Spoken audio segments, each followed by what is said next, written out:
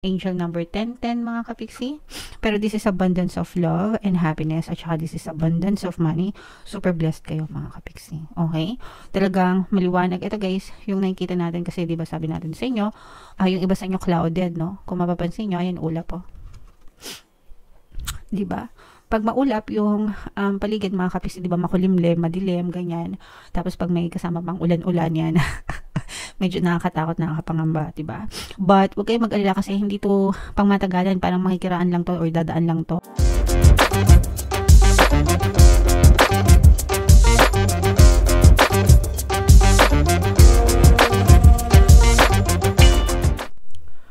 Hello guys, hello Aquarius, welcome back to Pinay Pixie Tarot. Ang pamagat ng episode natin for tonight is mid-month kapalaran para ngayong December 16 to 30 para sa Aquarius, Sun, Moon, Rising, Sign, and Venus. By the way guys, naka-upload na sa ating YouTube channel, no, yung inyong 2025 kapalaran para sa bawat zodiac signs. If in case hindi nyo pa napapanood guys, punta lang kayo dun sa ating YouTube homepage. Hanapin nyo lang yung video para sa zodiac signs nyo.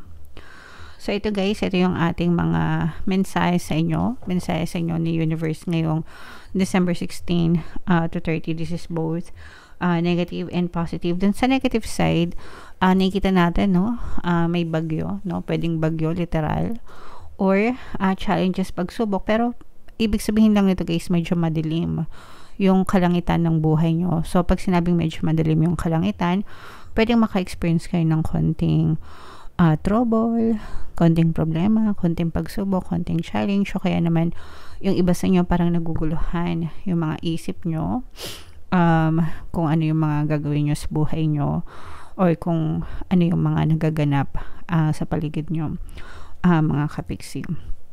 So kalma lang guys, kasi wala namang taong hindi namomroblema sa buhay. Okay, and malalampasan nyo din yung mga pagsubok na yan. Excuse me. Sabihin nyo lang palagi guys, this too shall pass, lilipas din ito, malalampasan ko din ito, yung mga ganun. And sooner or later mapapansin nyo, tapos na yung mga problema nyo sa buhay. Okay? And ilagay lang sa tamang balanse, sa tamang moderation, yung ating lahat ng ginagawa natin sa buhay guys. Palagi ko nire-remind kayo, you cannot appreciate light without darkness, and you cannot appreciate darkness without light. So dapat talaga balance lang para nakikita natin yung kagandahan ng buhay. Kapag na-appreciate natin yung kagandahan ng buhay kapag nararanasan natin yung mga hindi magaganda, di ba? Kaya meron ding sense na ma-experience natin yung mga konting kahirapan or hindi kagandahan ng buhay para ma-appreciate natin yung mga meron tayo sa buhay. Okay? And always be connected with the source, mga kapiksi, with the universe, sa pamamagitan ng prayers and affirmations. Okay? So wag natin kakalimutan yon. Your prayers, your affirmations is your connection to the divine. Mga kapiksi, mag-focus lang kayo, high vibration, mga kapiksi. Good energy palagi, no? Para eventually yung mga good intentions nyo nakakarating as a universe, and the universe will connect with you dito sa physical reality para i-deliver naman yung mga ninanais mo. So focus lang sa mga prayers nyo and affirmations on a daily basis. Huwag kayong bibitaw, huwag kayong susuko hanggang hindi nagmamanifest yung mga desires nyo, or hanggang hindi dinidinig yung mga dinadasal nyo, mga kapiksi. Alright, so yan yung mga messages sa inyo guys. Comment down below. Pasensya na guys kung nahihikab ako kasi yung ganitong panahon, di ba? Amihan season, sobrang nakakaantok siya. Okay, so tingnan natin yung ganap sa inyo, Aquarius, ngayon December 16 to 30. Shuffle natin to guys. Habang sinashuffle ko to, panoorin nyo muna yung video natin regarding sa ating paano mag-manifest ng abundance video course. Kapiksi, sawa ka na ba sa mga struggles at hirap sa buhay mo? Masipag ka ba at masikap sa buhay ngunit hindi ka pa rin umaasenso? Ilang beses ka na bang nag-attempt mag-negosyo at mag-invest pero palagi ka pa rin nalulugi? Sa pagkakataon na ito ay maaaring may subconscious beliefs ka na nagiging balakid sa iyong pag-unlad at pagyaman. Introducing, paano mag-manifest ng abundance video course. Dito ay matututunan mo ma-overcome ang mga balakid mo para tuluyan ka ng umunlad, umasenso, sumagana, maging matagumpay, successful at maswerte sa iyong kabuhayan, pera, trabaho, negosyo, salapi at kaperahan ng bonggang-bongga. Dali, mag-send na ng email sa pinoypixitaro@gmail.com at simulan na ang iyong pagyaman ngayon. Alright, so sa lahat ng gusto mag-avail ng course guys, yung promo natin for December, una magbibigay tayo ng 15% discount. Pangalawa, magbibigay din tayo ng free 3-in-1 pampaswerte sa subliminal, sa pampaswerte sa pera, sa buhay at saka sa love life. Sobrang ganda ng course guys, sobrang ganda ng freebie, i-avail nyo na. And meron din tayong bagong course mga kapiksi, paano mawala ang third party at magkaroon ng harmonious na relationship para mawala yung mga kabit ng mga jowa nyo. 20% discount until December 31. Kaya i-avail nyo na mga kapiksi. So, Aquarius case kayo ay represent ng King of Swords. Sobrang positive guys ng reading nyo, angel number 1010 mga kapiksi. Pero this is abundance of love and happiness at saka this is abundance of money. Super blessed kayo mga kapiksi. Okay? Talagang maliwanag. Ito guys, yung nakikita natin kasi diba sabi natin sa inyo, yung iba sa inyo clouded, no? Kung mapapansin nyo, ayan ulap po. Diba? Pag maulap yung paligid mga kapiksi, diba makulimlim, madilim, ganyan. Tapos pag may kasama pang ulan-ulan yan, medyo nakakatakot, nakakapangamba, diba? But wag kayong mag-alala kasi hindi to pang matagalan, parang makikiraan lang to or dadaan lang to sa buhay nyo mga kapiksi at makikita nyo tong liwanag na to. This is the sun energy, okay?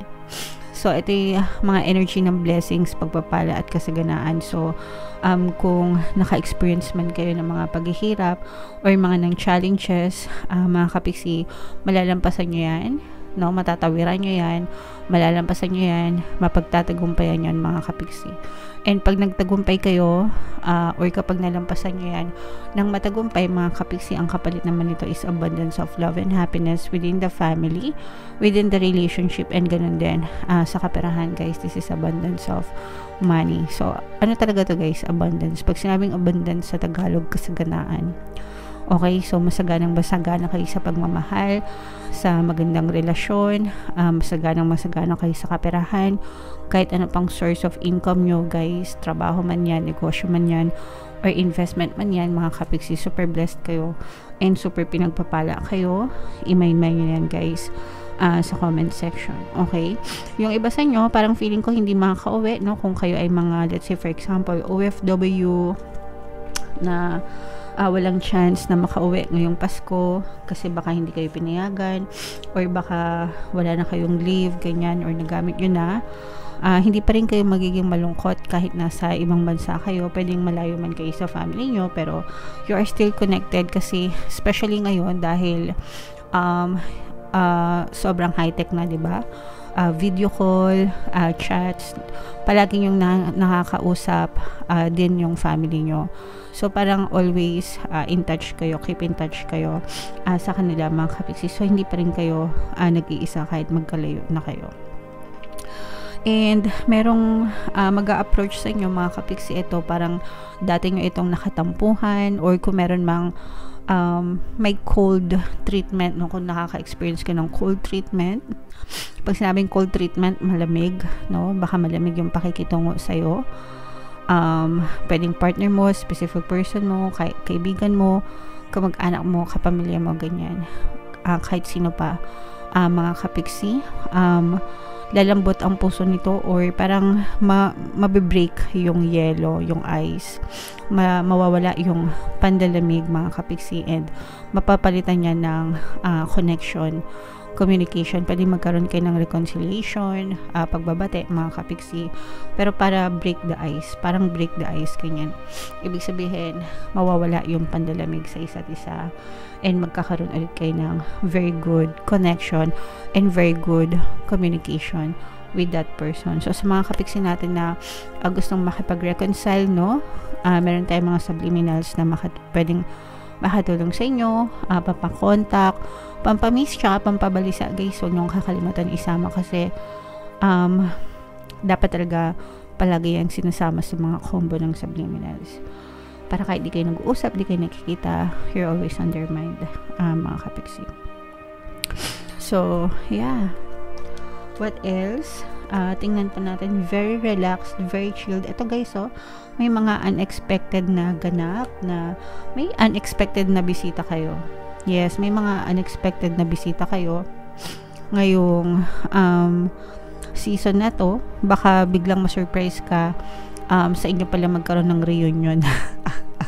Unplanned, no? Pero parang meron kayong unexpected na bisita, mga hindi inaasahang bisita ngayong season na to, mga kapiksi. Pero this is a very joyful energy guys. Meron ditong presence ng earth sign, Capricorn, Taurus, Virgo, at saka air sign, Aquarius, Gemini, Libra. Pwedeng ano din to, no? Parang pwedeng unexpected din na offer or unexpected na alok. Baka meron kasing bumisita sa inyong mga kapiksi. Tapos parang aalokin ka, it's either alokin ka ng negosyo or alokin ka ng mapagkakakitaan. Ganyan. And okay lang naman yon mga kapiksi, pero wag kayo agad-agad basta umoo nang hindi nyo sigurado kung ano yung pinapasok nyo. 'Di ba? Sabi ko palagi kung kayo nire-remind na pag-aralan nyo lahat ng bawat desisyon nyo, especially pagdating sa pag-invest ng pera. Excuse me. Para hindi kayo maisahan ng mga opportunista kasi minsan kahit na kakilala natin yung tao, akala natin mapagkakatiwalaan sila, yung pala hindi. O kaya naman minsan na-scam kayo, hindi nila alam na nai-scam din pala sila. So damay-damay. Kaya mag-ingat na lang kayo. Okay? Alright. Pero overall, super positive ng energy nyo guys. Again, i-mind nyo sa comment section and comment down below no, if naka-resonate kayo. Abundance of money, abundance of love, abundance of happiness, blessing, blessing, blessing. I-mind nyo na guys sa comment section. Okay? And ito yung ating 2025 kapalaran guys. Panoorin nyo na. And ito naman yung ating success stories ng paano mag-manifest ng abundance video course. Click here to subscribe guys. Ito yung ating mga pampaswerte subliminals. Thank you for liking, sharing, and subscribing. See you again next time. I love you all mga kapiksi. Have a nice day. Bye-bye.